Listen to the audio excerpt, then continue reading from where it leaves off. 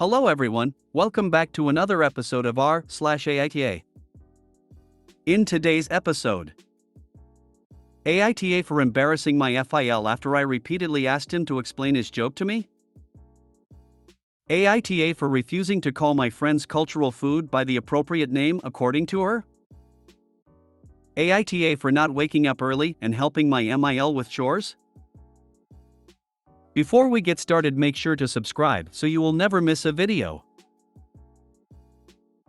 So let's get started. AITA for embarrassing my FIL after I repeatedly asked him to explain his joke to me? I, 27F, used to be an escort from 18 until I was 23. I'm not proud of it, but I also don't care because I did what I had to do to keep studying and a roof over my head. That's how I met my now fiancé, 37M, though he was never my client. We began to date when I was 25 and 3 or 4 months after that his BAL exposed me. No idea how he found out, because there's no way my fiancé knew, and thus we had to come clean in front of his whole family. Yes, I did that. Yes, he knows. Yes, he doesn't care. It was 2 years ago. At that time, we got over it. After that there was a span of 3 to 4 months in where my MIL and some of my fiancé's aunts and cousin policed their husband when I was around. It was really weird TBH because this dudes were like 40 to 60 years old and I wasn't that desperate, so my fiancé shut their bullshit hard, and even when his family still gives me the side eye from time to time, we thought it was behind us. He proposed last year and 5 months ago we found out that I was pregnant. We were really happy about it and we told his family as soon as we knew. His sisters and young brother were happy for us, but his mom took me aside and begged me to be honest with her and asked if this was really my fiancé's child. I was taken aback, but I just rolled my eyes and said yes. She gave me some shitty speech about how she only wanted to make sure and that she was happy to be a grandmother. Well, last weekend we were at his parents' with his family and some of his friends, and we were talking about the name, how he might look, small talk. We will love him regardless, but there's always some I hope he gets your nose. MMH, I like your eyes, I hope he gets them comments. And my FIL said that he and his children have a birthmark in the inner tight and that even his grandchildren, one of my sales kids, got them, so our baby might too. And then he said, but how can we know from who he got it? It may as well be from me, my boy, or my brothers, and he and his brothers began to laugh. My fiancé got mad, and before he could say anything I said I don't get it, and my FIL was yeah, because it runs in the family, and I said again I don't get it. Why would he get it from you? And he began to get nervous and said, because you know, it's just a joke OP, and I said, but I don't get it, and you all laughed. Explain it got to the point that some of his friends said hey, it's not funny, so he excused himself and left. Later my fiancé's BAL came to me and said that I was wrong for embarrassing him like that in his own house and that I knew what the joke was about, and because of my past, I shouldn't be surprised. Now they're all demanding that I apologize to my FIL. NTA. FIL literally made a joke about him or other men from the family impregnating you. How that would make you the asshole is beyond me. How does one even get to crossing that kind of line? WTF. Edit, I'd like to add that I was under the impression that jokes are supposed to be funny. I'd like FIL to explain to us not only the joke he made, but the way jokes work in general. Where's the setup? What's the punchline? I came here to say this. Like, this joke says more about FIL and his family than it does her, if they're apparently so likely to be the father of her baby. NTA. Look blank and continue to ask for an explanation. I don't understand. Why should I apologize? How did I embarrass him about the joke he chose to tell? What was the joke about? Why was he embarrassed? He insulted me? How? Why do you think I should apologize for that? Make them all explain their shit and think carefully about how much you want these people in your kids like. Yep. Honestly, I wouldn't let them around my kid. This isn't okay and is likely not going to stop. NTA, but please consider what kind of relationship you want these monsters to have with your child. So, if I'm reading this correctly, your FIL is insinuating that he slept with you, right? Like I don't even get that as a jibe at you? That just makes him look gross and creepy. He's saying that your kid could possibly be his. I'm so confused. I get the gross remarks about not knowing who the father is or the women policing their husbands, again super disrespectful, gross, disgusting, rude, all the things, but at least I understand what they're insinuating there. I don't even understand the insult here. Your FIL is just like, well, that kid could be mine cause she and I slept together? I'm so confused. Like I genuinely don't understand. Your NTA. This entire family is ridiculously disrespectful to you, your husband, and their own husbands/sons, and apparently themselves too? This whole family is just gross in all the ways. Your FIL should apologize to you, as should all of them. You did absolutely the right thing. You kept your cool in a moment that others were being nasty and offensive to you. If explaining his joke made him so uncomfortable that he had to leave, then clearly it's him and his joke that was the problem, not you. NTA. P.S. I love this strategy and have used it to good effect myself. NTA. This is exactly how you deal with this kind of situation. Bravo, OP. And frankly, BIL needs to go piss in the wind, because he's clearly a judgmental AH regarding you and your past. For the record, your FIL embarrassed himself.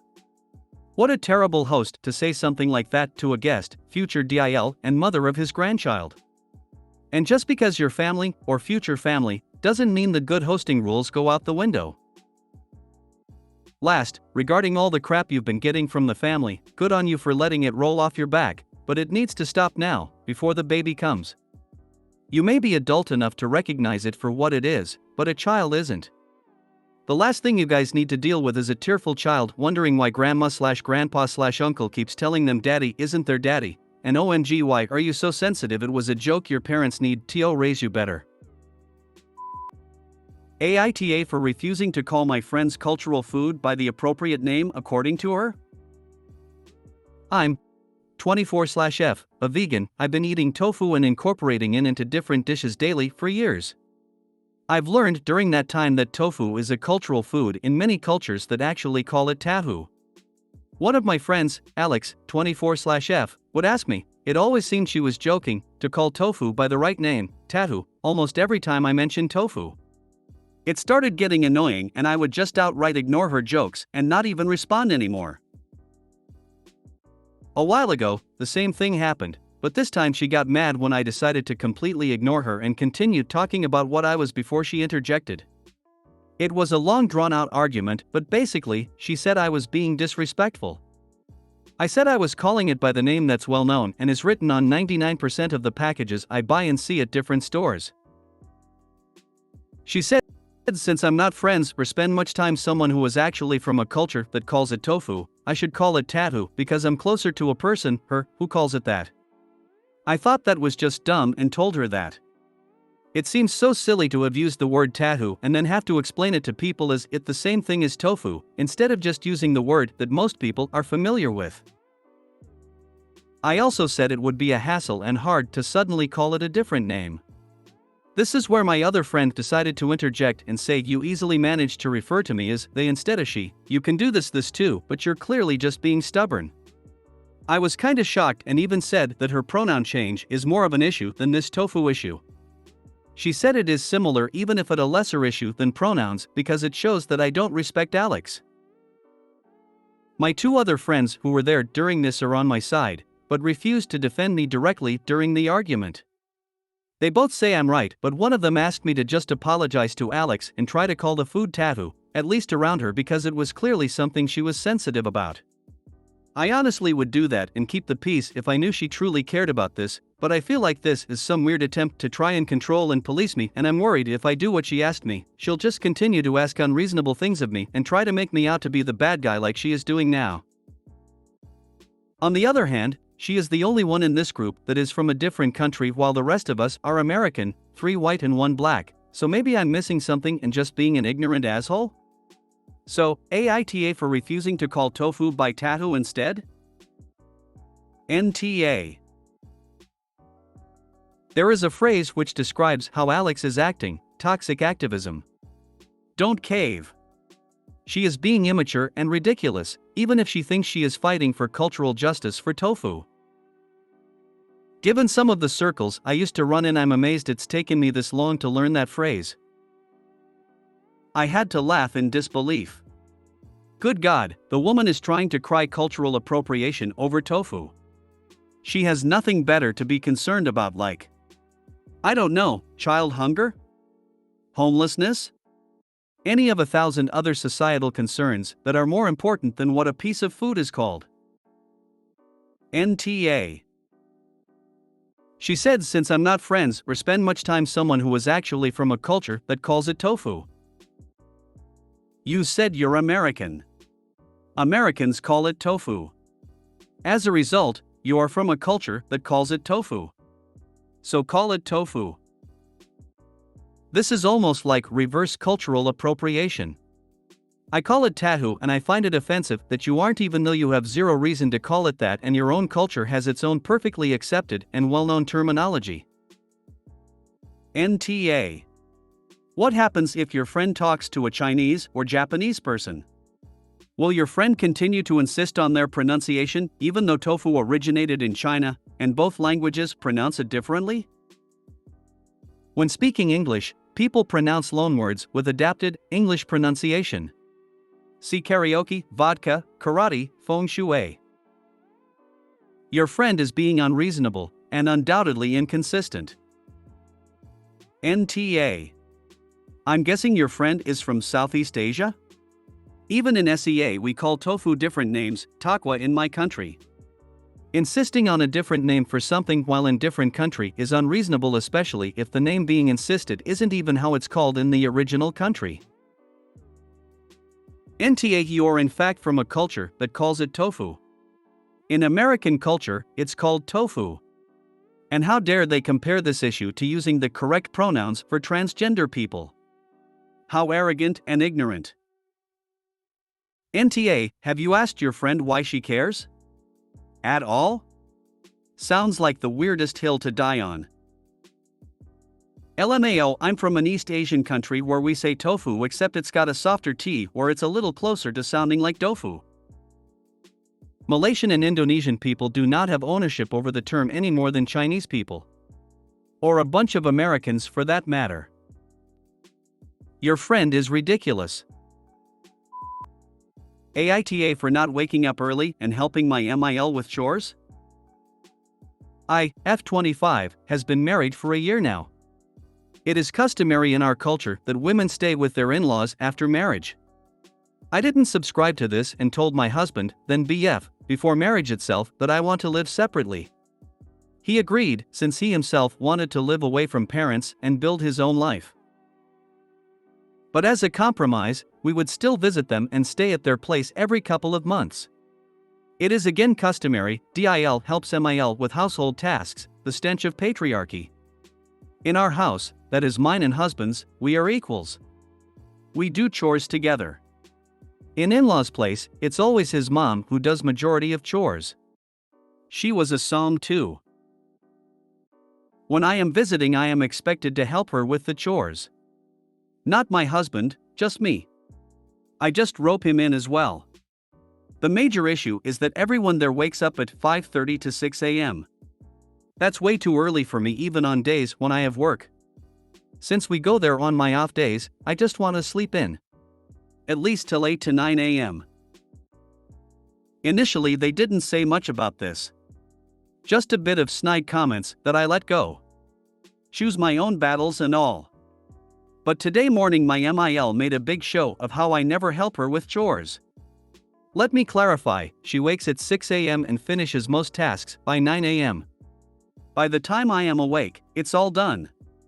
I help prep, but that doesn't count to her. The fact I don't slave away in kitchen is making her mad. When she went on a whole woe on me act, my husband, who normally supports me, also got mad at me. He asked why I couldn't wake up few days out of a month earlier than I want to and help his mom. When I said he can help his mom himself since he wakes up anyway, he said that's not the point. He said he doesn't ask much of me and this is least I can do. Respect his parents when we are staying under their roof. I got mad and told him, I don't want to stay under their roof and neither do I have to. With that I just packed my bags and left that place. Now my parents and husband are blasting my phone for overreacting. AITA? Cause I see a lot of comments asking me to help my MIL, no one has anywhere to be. It's literally the weekend. There is no requirement for things to be done by that time. Other than the fact it is how we do here. And I help her meal prep. Cut veggies and everything the night before. I clean the house too, roping in my husband as well, though we literally visit for 2 days. Also to people who commented I shouldn't go then, my initial agreement, before marriage with them and my husband was that I wouldn't go. I work full-time in a different city. I want to relax on weekends. They kept calling, begging, and guilt-tripping. I finally agreed to visit. As in 1 weekend a month. We go there Friday after office and return Sunday night. That's literally the entire weekend and duration of stay. If I wasn't there, I would be sleeping until 12 noon of after. Husband knows this well. Because I respect his home I am getting at 8 to 9. It feels like yet another working day to me. Getting at 6 a.m. is like overtime on an already hectic 12-day week. To all who are guessing, yes, I am Indian. From Kerala to be precise. And yeah, I know many other cultures have this in common. Reading each of your stories makes me sadder and braver at the same time. NTA, completely different culture from where I'm from, but this is a stupid patriarchal tradition that has no place in 2023. And dismantling patriarchal systems has to start with someone refusing to uphold them. And her husband owes her a massive apology. NTA. He married a woman, not a servant. While it's nice to help when one is a guest, you're being treated like a maid. These are his parents. He can help them. Isn't it interesting how you're expected to respect their customs, but they're not expected to respect yours, which are the guests are treated as guests, not unpaid help? While it's nice to help when one is a guest. This is the part that gets me. OP isn't a guest in my eyes. She isn't there because she wants to be, they are quilting her into it. You can't make someone stay with you and then use the fact that you are hosting them to manipulate them. I don't blame you. When I first started dating my husband and visiting his family, I would get side eyes from all the women who cooked, set the table and cleaned up when I refused to go alone. Good lord, his mom barely sat to eat at all as she kept catering to everyone. It felt so awkward to me as that was not my family experience. All the men sat on their $. My husband was pulled aside and given a talk. On the drive home, he mentioned it to me. I said when I see all the men pitching in and helping, then I will. Now this is a husband who cooked every night for us with no problem. I cleaned up after dinners. He fully participated in all the household chores as we both worked. The next time we visited, he got up and started clearing the table. Finally, a couple of the boys followed his lead. Now, everyone pitches in to help. Not sure how difficult the cycle would be to break if it's cultural. My situation was more American generational.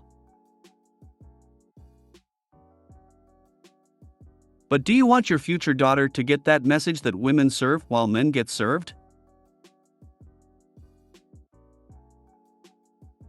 If you made it to the end of the video, thanks for watching.